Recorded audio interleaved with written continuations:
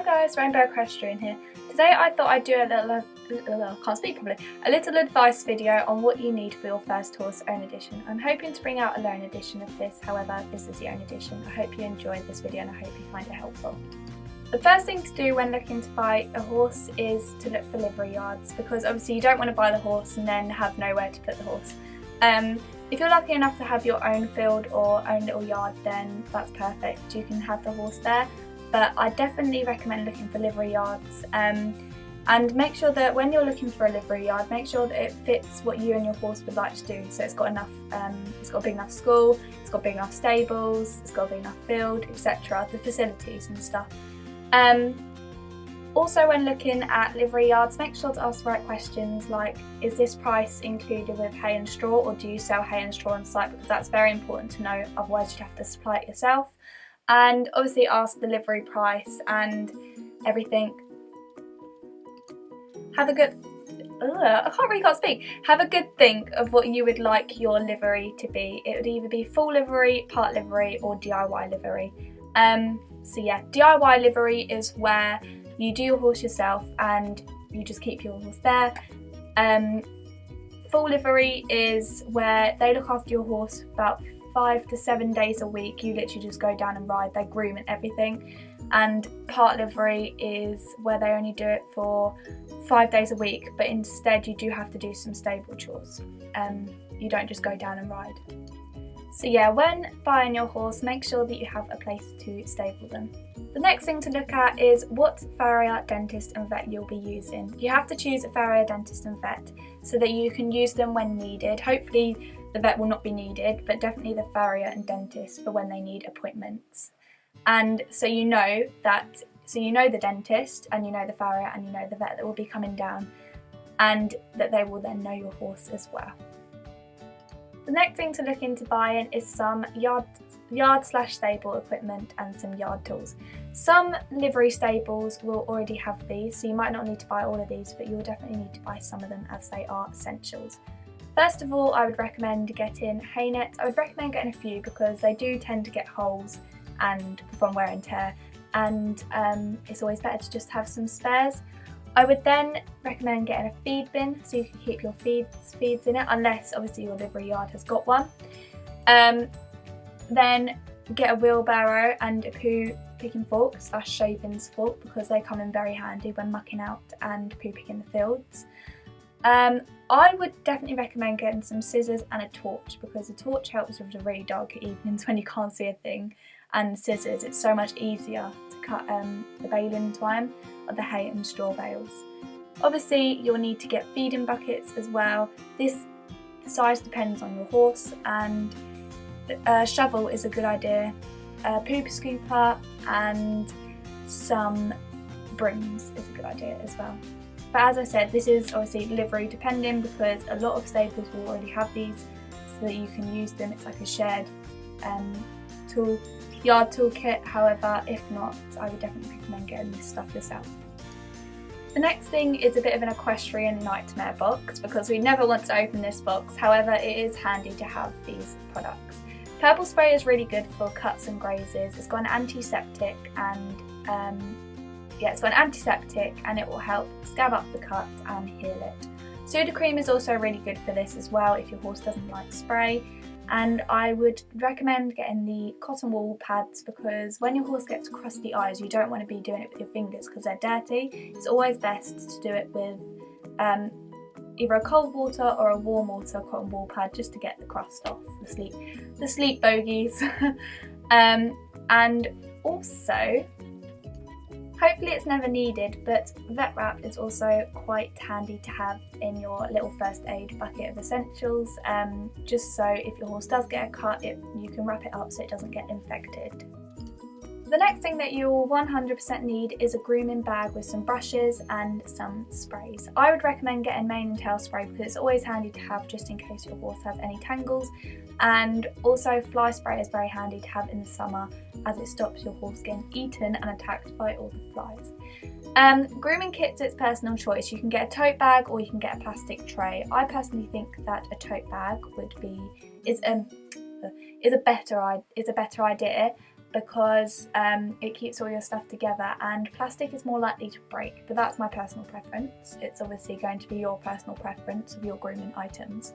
And I would recommend getting grooming brushes. Magic brushes are fantastic brushes to get. I would 100% say get those. And obviously with all the other brushes, once again, it is your personal preference. Just, I would definitely make sure that before you get your horse, you need to get grooming kits, because they do tend to get very dirty, especially if you have a grey.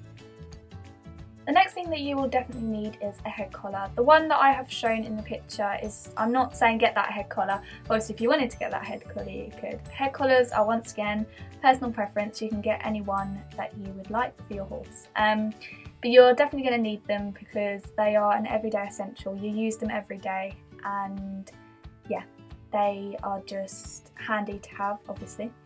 And if you've got enough money, I would buy a spare one as well, just in case the head collar breaks, because they can break after having wear and tear and after being worn for a while. Every equestrian needs a horse wash bucket, because in the summer you tend to wash your horse quite a lot. One, to cool them down, and also just to give them baths, because obviously where you can't wash them in winter as much unless you've got a hot washroom at your livery yard, it's more summer that you tend to wash them, so you kind of make the most of the summer and wash them as much as possible. But don't overwash them, because they have got natural oils in their coat that they need. For a wash bucket, I would definitely get a sweat scraper to scrape the sweat and the water off once washed. Some sponges, you can either get some funky ones or just normal ones. Some horse shampoo. To be honest, that sounded really weird. To be honest, you can use any shampoo, but I would get horse shampoo just in case your horse has an allergic reaction or a reaction to the perfume in it and stuff. I'd get a bucket to store all of your wash stuff in so it doesn't get mixed up with anything else, and definitely some towels. Maybe darker coloured ones, because they will probably get quite dirty. But yeah, oh, and some loom bands. I know they're not washing, but they are also very good to have, because in the summer you plait your horse's mane a lot because of the flies. For these items, it depends on the horse that you are getting, because some horses come with tack and some don't. If your horse doesn't come with tack, please make sure that when you do buy a saddle, it is properly fitted, because this can cause damage to the horse's back if not, and you wouldn't want that to happen, obviously. Saddle pads, again, are personal preference. You can get any saddle pad, or you can get multiple saddle pads. I know some people who have just loads of saddle pads, but yeah, as I said, it's personal preference. Girths, you should choose what is most comfortable for your horse. And for halves pads, they're not essential, but I would personally recommend getting one, only because they take less pressure off your horse's back, and it's probably more comfortable for the horse. And also with them, you can get any half pad that you want. For bridles, I would say the same as the saddle, because you don't know if the horse you're buying comes with a bridle or saddle, so I would make sure first of all if they do. If they do, then perfect. However, if not, when you get a bridle, please make sure that you get the proper size, otherwise it can be uncomfortable for the horse. And again, with bridles, it is personal preference. You can get one like that, which is actually Mimi's bridle, which I love. Or you can just get a plain one, or like a diamond one, fake diamonds obviously. But yeah, some bridles come with reins, however some don't. So if your bridle doesn't come with reins, then just choose a pair of reins that you would like to get. When buying stirrups, always think about what stirrups will be most comfortable for you, and always think what size you'll be, because if the stirrups are too big, your foot will be slipping around. If they're too small, you won't be able to get your foot in. So yeah, you have to make sure when buying stirrups that you're getting the right size, and that you are getting the ones that you would like and that you would feel comfortable in. And with stirrup leathers, you can get any of them, any type of stirrup leather obviously. You can get the one with diamonds like in the photo, or you could just get a plain one.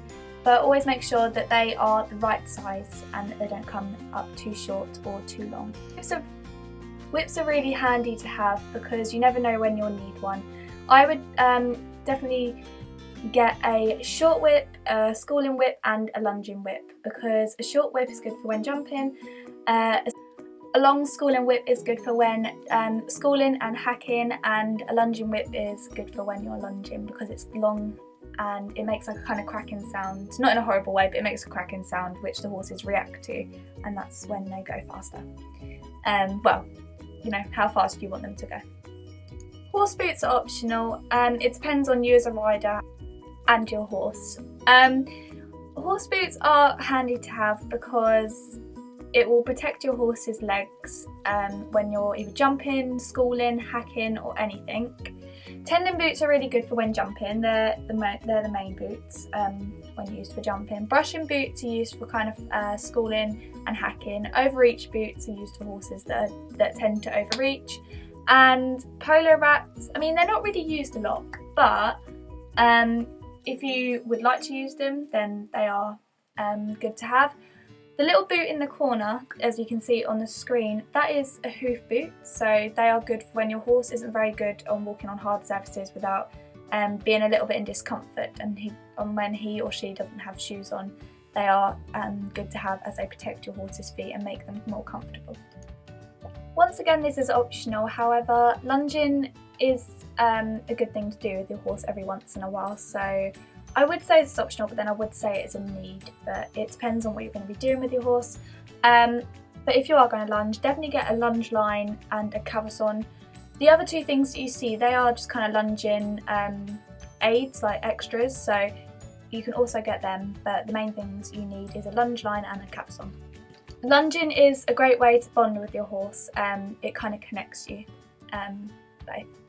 Rugs are really important to have because you need them throughout the seasons. The four most main rugs that you will need is a turnout rug, which is where the horse goes out with it. They usually are waterproof, and you can either get them with a neck or without a neck. This is to keep the horse warm and dry.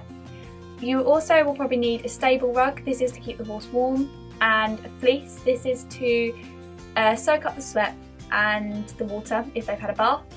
And you will, I mean, summer rugs are optional, however it does help prevent your horse getting loads of fly bites. With rugs, make sure you get the right size so they are comfortable on your horse. These next items are optional again, however I do think it's a very good idea to get high vis for your horse as well yourself, because the more bright you are on the roads, the more likely you are to be seen and the more likely it is for there not to be an accident. High vis is very important, especially in winter as the evenings get dark, and it's always better to be safe than sorry. It's always better to be safe than sorry whilst on the roads. If possible, try and get as much high vis on your horse as you can, because the brighter the better. I'm going to go over the things that you will need as the rider. So first of all, you will need a hat. Any type of hat, just make sure that it is professionally fitted to your head, so it's comfortable and it's safe for you. And you can get any hat silk, or if you get a hat with a peak, obviously you can still have a hat silk, but you know, optional again if you want the hat silk or not. I would get a body protector because they keep you safe, but some riders don't like to ride with these, which is that's again personal preference. Joppers 100% would get, and some yard boots, just so you don't get your riding boots ruined. And with riding boots, it's down to what you'd like, so you can either get a pair of long boots or you can get job boots with some chaps. And you will also need a nice big winter coat because it gets really cold down the yard in the winter. And as you can see on the screen, this is one that I've got, it's the high vis one, and these are really good. So yeah. The last thing, of course, that every horse needs is some horse treats. These are the horse treats that I would recommend. Mimi absolutely loves the horse licks, the lickets and the licket snacks. She also likes the pure treats, which is in a 2k bag, and they are great value for money. But you can never have enough treats for the horse, and you know, treats are also really good to have for just a general treat if the horse has been good, bonding, and if you want to teach your horse some tricks. Well, there it is, what you need for your first horse. When you get your horse, you will eventually buy more stuff, but this is what you need just before getting your horse, or if you had your horse like the first month or something. but your collection will grow and grow. I really hope that you enjoyed this video. I'm really sorry if it wasn't the best. This is my first ever voiceover video, and I'm not gonna lie, I was a bit nervous. But yeah, I really hope that this was helpful to you all, and I hope if you are getting a new horse that you and your new horse have a lovely adventure together, and good luck with it all. Many thanks for watching. Bye!